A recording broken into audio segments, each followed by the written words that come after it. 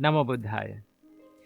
If you take a healthy seed and plant it in an infertile pot or infertile soil, what will happen to the seed? Slowly by slowly, it will start to die. It will never grow. The problem was not in the seed. The problem was in the environment. Same goes with our life. Although we are good people, although we have good qualities inside us, the environment or the people around us can affect the good qualities and can affect our inner values. And that is why in Buddha's teachings, the biggest amount of focus is given for the people who we associate. At one time, Venerable Ananda asked from the Buddha, says to the Buddha, I think half of this Buddhist practice depends on who we associate, or half of the Buddhist practice depends on good friends. Then the Buddha said, Ananda, do not say that. Ananda, the full Buddhist practice, the fullest Buddhist practice depends on, the whole Buddhist practice depends on having good friends and having better friends. In Buddhism, we call them Kalyana Mitta, the noble friends. So, who are noble friends? Noble friends are the friends who they direct you to do good things and to be a better person and to cultivate the inner values like love, compassion, patience, and practicing the Dhamma. All these things, the people who help you to develop these things. So in the Buddha's teachings, having good friends around you is considered as a blessing to your life. The Buddha says this in Mahamangala Sutta. The Buddha says, Asevana cha balanang panditanang cha sevana etam mangala muttamang. That means, the Buddha said, do not associate with people with lower qualities. Associate with people with higher good qualities. Okay? Having a good association with people who have higher values and higher qualities will help you to improve in your life. And that is why in the Buddha's teachings, a major focus is given to the people who we associate. Even in the monks community, when we are living with monks, monks live with one aim to practice the inner qualities like love and compassion, sharing, meditations, and spiritual practice.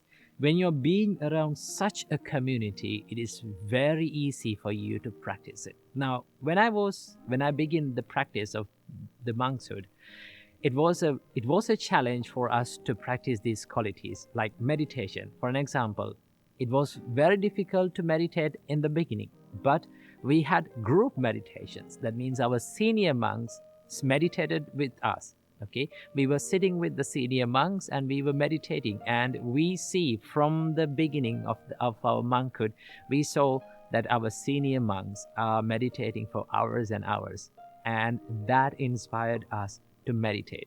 So having and being with a community of people who are like-minded and being with people who can help you to improve is a blessing for all of our life. Now, when I say this, I know the question that comes to your mind. How can I have people around me that help me to improve? Okay, because I live in a toxic environment. Maybe you're living in a toxic environment. Now, that is the problem that most of the other people have, right? And then you may ask, like, I am living in a toxic environment, so how can I find good friends? And how can I find people who are going to help me? Well, I know we don't get the exact environment that we expect all the time. There will be always toxic people around us. There will be always unfavorable environments around us. Okay? But from time to time, we get into contact with people with better qualities and better people and with higher values. And do not lose that association. Connect with them, be with them, get inspired with them, and then associate. Keep associating those people from time to time. The more you associate them, the more you develop the inner qualities. It's something like this. If you grow a plant in a little pot, right? For an example, if you take a bonsai plant, it grows in a little pot, right? So the environment is limited, the soil is limited. Okay, so what happens to the tree? It doesn't grow much. Okay, it starts to grow slowly. But that is because of the environment, because that is because the roots are stuck in that little amount of soil. What will happen if just one root came out of that pot and got connected with the ground? What will happen? The tree starts to grow. Same like that.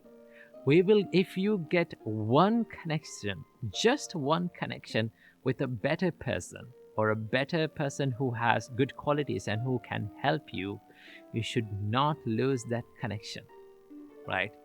You have to be connected with that person and you have to grow, and that will help you to grow in your life. So then the environment that you live in will not matter to you, because you have that valuable connection with that one person. Okay, and that is why we need to choose the people who we associate wisely, because who we are are the people who we associate. And that is why they say that you are the average of 5 people who you associate. Just look around the people who are living with you. Okay, just look around the people who you share your life and see you're the average of those 5 people who are very close to you. So that is why we need to be very wise and very keen when we pick friends and when we pick people to associate. And if you got just one connection with a person who has better qualities and good qualities, that who can help you to improve, never lose that connection. Be connected with that person and improve yourself. Namo Buddhaya.